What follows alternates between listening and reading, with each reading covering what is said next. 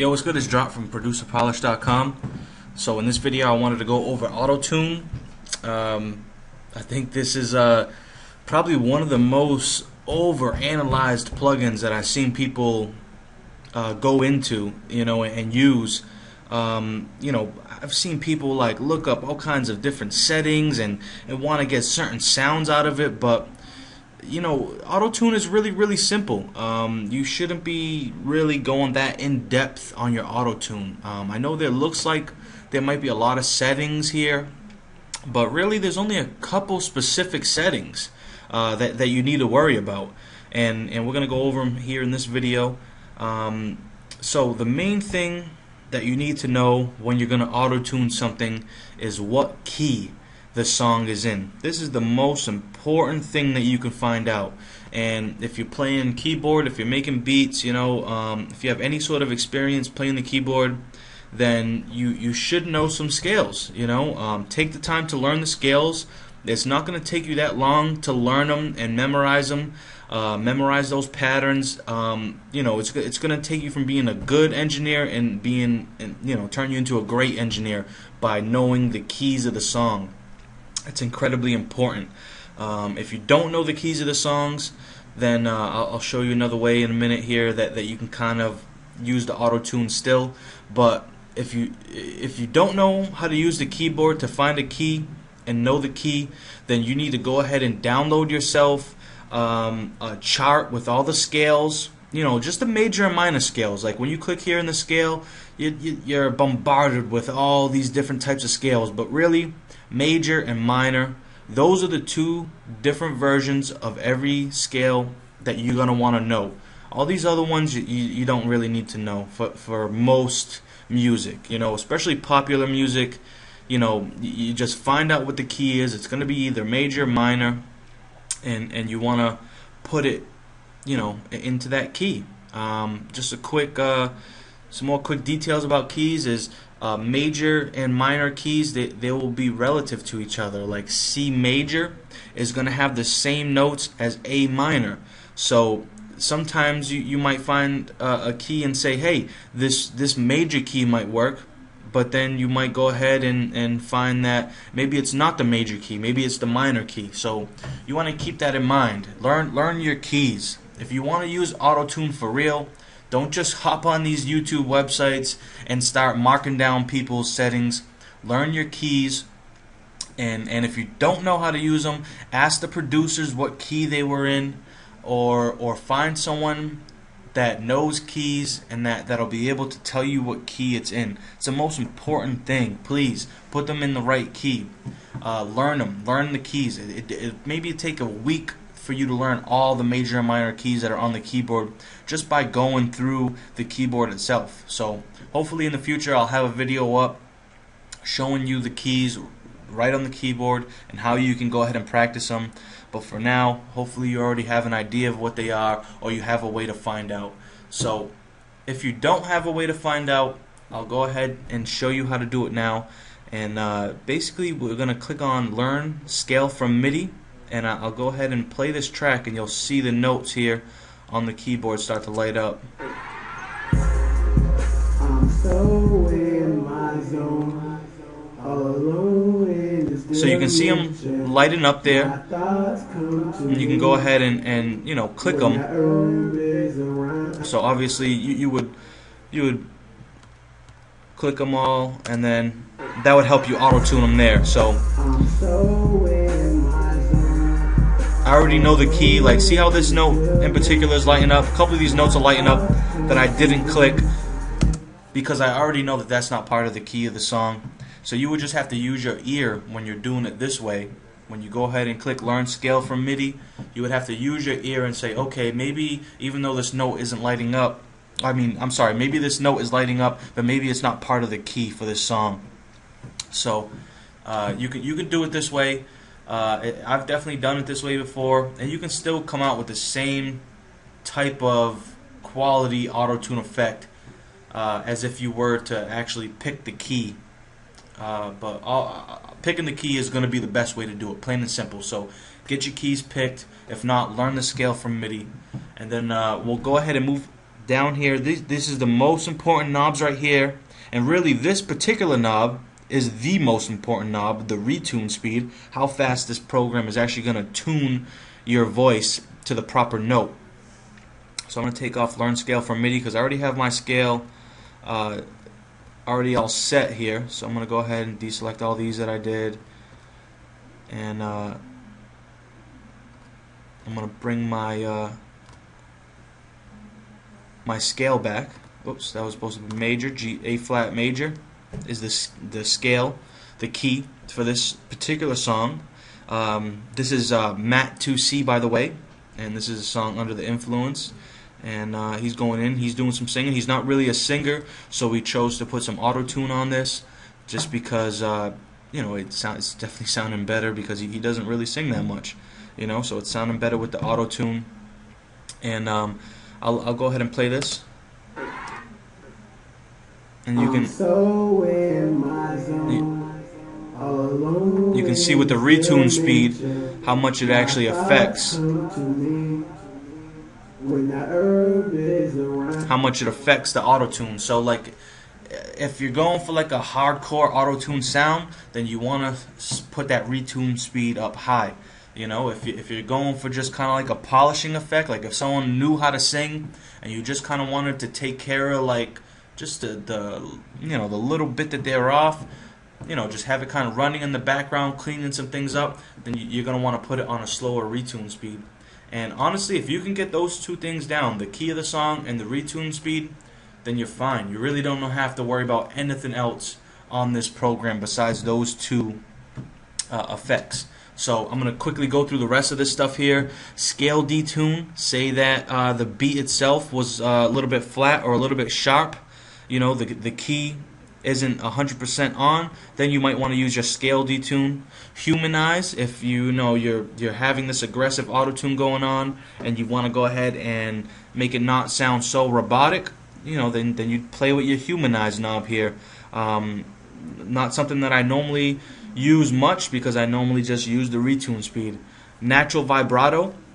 Vibrato is an important term to know. Most people should know what a vibrato is, but basically it's either going to be pitch or volume, and it's going to be fluctuating between like a slightly higher pitch and lower pitch, and in between, or slightly higher and lower volume in between, and that'll kind of make that vibrato effect. If you're not familiar with vibrato, definitely go ahead and look up vibrato and learn what it is. I'm not here to teach you how to sing, so hopefully you already have a basic grasp of what vibrato is.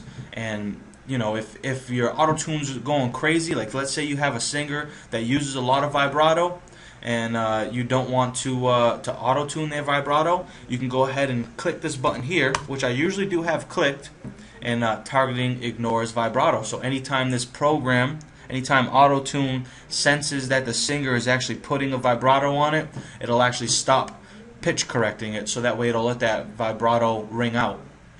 In another sense too, I could use this knob and I can go ahead and say maximize their natural vibrato, make sure that AutoTune is not pitch correcting their vibrato, or I can minimize their vibrato and have AutoTune smooth their vibrato out, so that way, you know, it's more in tune and not all over the place without their vibrato. So again, you got to use your ear with those knobs.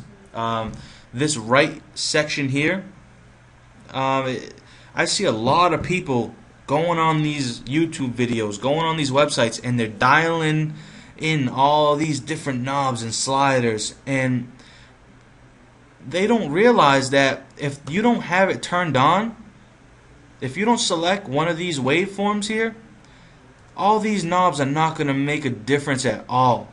You're only creating a vibrato. I don't think I've ever used the create vibrato on AutoTune. Most of the time I don't need it. You know, either the singer is good enough to create their own vibrato, or like this particular song here, he's not really holding notes out long enough for me to want to create a vibrato. You know, so don't even worry about this whole section right here. Don't even worry about it. I've seen people go, oh, I'm going to put pitch here, amplitude at this particular number, format at this particular number, and it's like they don't even have it turned on. You know what I'm saying? Like, make sure if you're going to use these knobs here in this whole section, notice how it's all grayed out. that means all these knobs go together, and this right here is the switch that turns them on. So I'm going to go ahead and turn it on and show you what it actually does. First of all, actually, I'll go through these knobs. The rate is how fast of a vibrato you're going to create. Variation is pretty self-explanatory. It's going to have a variation between how fast it is and how much pitch and amplitude. You know, it'll create a little bit of randomness, so that way it's not like strictly set at a certain vibrato and vibrate, you know, making a vibrato the same way every time.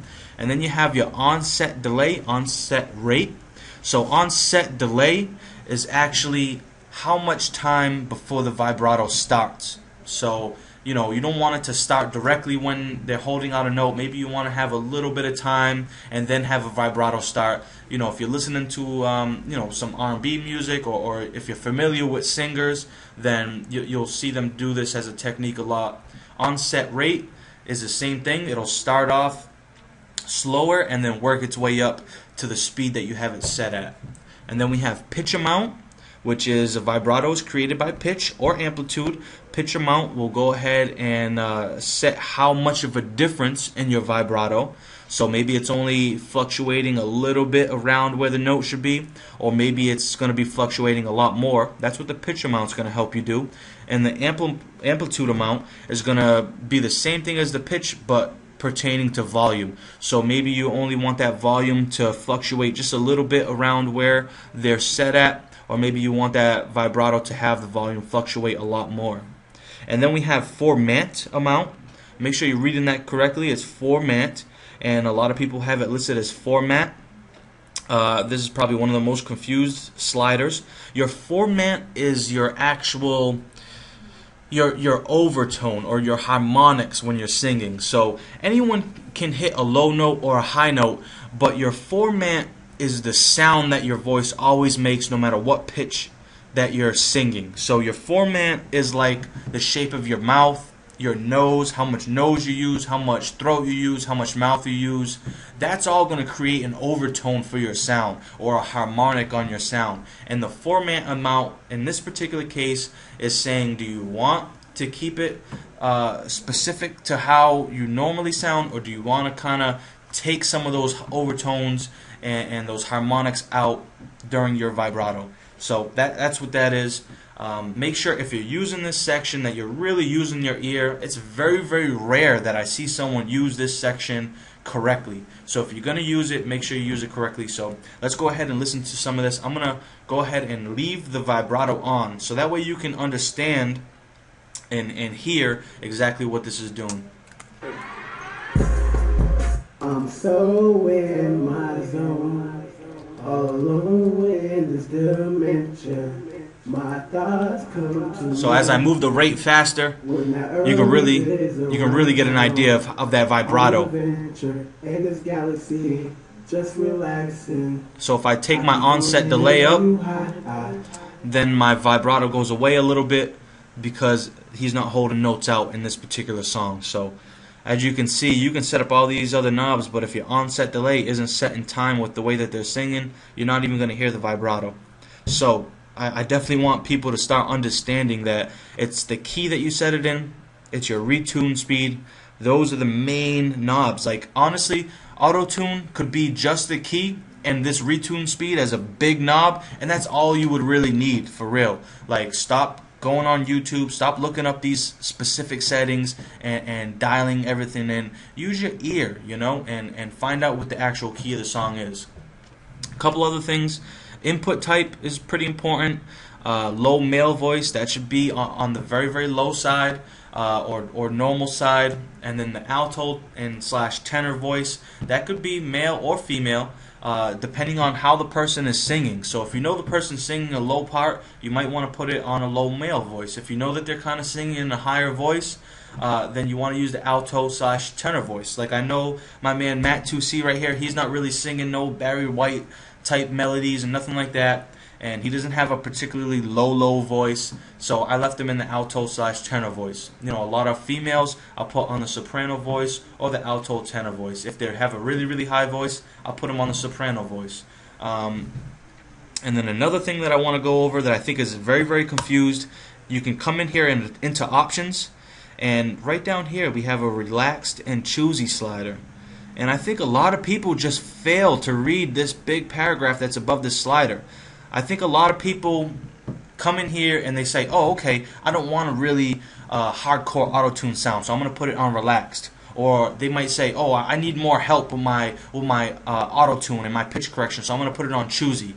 But that's not what this slider is doing. If you I'll read it word for word for you. If your signal is noisy or not well isolated, or you are dealing with a particularly breathy or guttural voice resulting in tracking problems, select a more relaxed setting. However, a too relaxed setting may introduce distortion or popping. So this is not affecting how they're tuning your voice. This is just a matter of how clean your signal is. So if you have a clean signal, you can go ahead and leave it on choosy. If you have like a lot of background noise, let's say that you had a vocal that was recorded in the same room as a band. You know, you kind of recorded a band all at once and you wanted to put some auto-tune on this person's vocal, then you might choose relaxed. You know, you might move that slider down more to a relaxed setting because it has more background noise. It's not just strictly voice coming in. For most people, I see most people set up a vocal boost, that most people are just recording vocals by themselves. You should just be leaving this thing, bam, right at 25, and it'll be all set. You'll have a clean signal. As long as you're recording a nice clean signal, bang, you're all set. Leave that alone, you know, and just come over here, mess with your retune speed, make sure your key is set, and you'll be fine. Those are the two main things. I can't stress that enough. Don't go on these websites and start dialing in crazy numbers for, oh, the Chris Brown effect, the Trey Songz effects, the T-Pain effect. Like, it's not that serious. It's an auto-tune effect. It's gonna automatically do it for you. So don't get so in depth and don't have so much. You know, don't let all these crazy effects confuse you. You know, it's really simple. It's automatic. It's auto-tune. So hopefully that helped. I know this is definitely a passionate topic about mine because I feel like so many people go in and they don't set up things right. So hopefully this opened your eyes on auto-tune, and hopefully this is going to let you use it correctly. I'll go ahead and play this without the vibrato just so you can hear what I did here. I'm so in my zone. Didn't put it too fast. I didn't want crazy amount of auto-tune. And that's it. That's all. I left everything default, and it sounds great with the song. And I used the rest of my effects to really fill it out. So thanks for checking out the video. Make sure you like the video, subscribe to the channel, send me a message, and we'll go from there. Hopefully that helped out. Peace.